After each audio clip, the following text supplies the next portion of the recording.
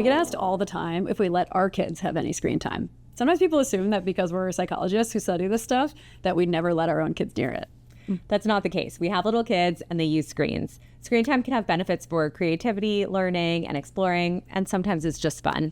I'm not sure I can describe how helpful Daniel Tiger has been to me in my parenting. We've used it to help my toddler prepare for all kinds of different situations: swim lessons, allergies, mom getting ready for a work trip, starting school. Daniel is basically the third co-parent in my house at this point.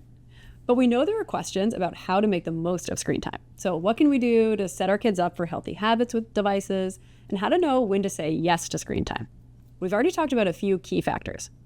Asking yourself what screen time is replacing, aiming for high quality and age-appropriate content, being consistent with boundaries when we set a screen time plan. So here's the next thing we need to talk about: co-viewing. Co-viewing is the technical term for a really simple behavior, watching the screen along with our kids. It's associated with stronger child language skills, and it can help build our connections with our kids. It also gives us a chance to help them do some sense-making about whatever it is that they've seen. Co-viewing is a great opportunity for doing the connect part of connect and contain. When we watch a show with our kids, we're able to reinforce any learning that takes place. So we might be saying things like, wow, it seems like Daniel is feeling excited to make veggie pizza with Katerina. Or next time our child is feeling nervous, we might find ourselves breaking out the old classic, see what it is, you might feel better. Jackie really revealing the depth of her Daniel Tiger watching. Very true. If you're thinking, wait, no, I am literally turning on the TV because I need to cook dinner, I can't sit on the couch with them, that is totally fine. We can actually still get some of the benefits of co-viewing, even if we're just aware of the show they're watching and we talk about it after. My go-to question for this is, why do you think?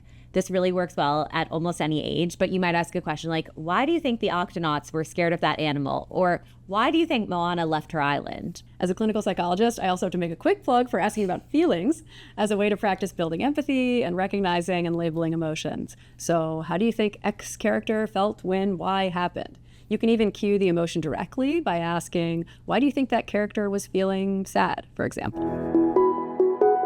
So there are times when we're using screens for entertainment or to connect with our kids or so we can cook dinner and get something done. But here's another time to say yes to screen time, helping our kids through certain types of tricky moments.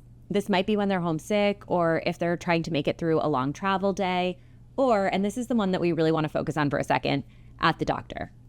There's actually a lot of research on the benefits of videos for kids to distract them during relatively standard but painful medical procedures like blood draws, shots, and even dental anesthesia.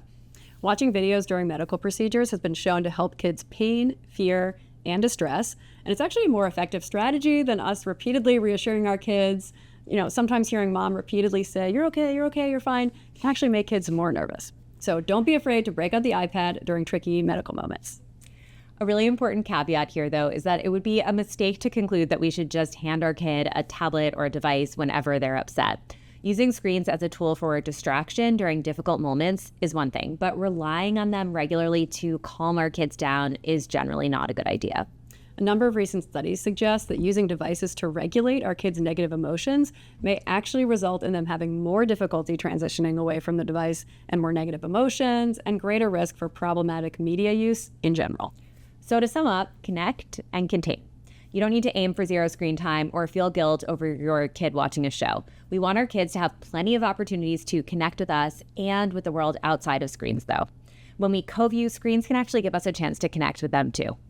And we want to make sure that screens are just one part of their regular routine. And we do that by making sure that we have boundaries that contain it.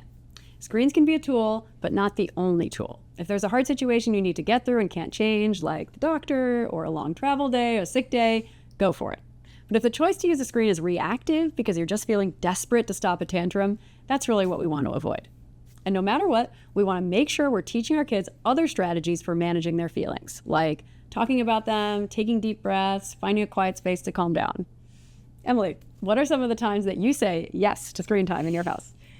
Lately, it's been that one of my kids has been coming home from summer camp totally wiped, and we found that 20 minutes of TV is actually a good part of a transition routine for us. So it can be a way to reset in a situation like this when they're a bit overtired and they just can't actually access practicing those regulation skills.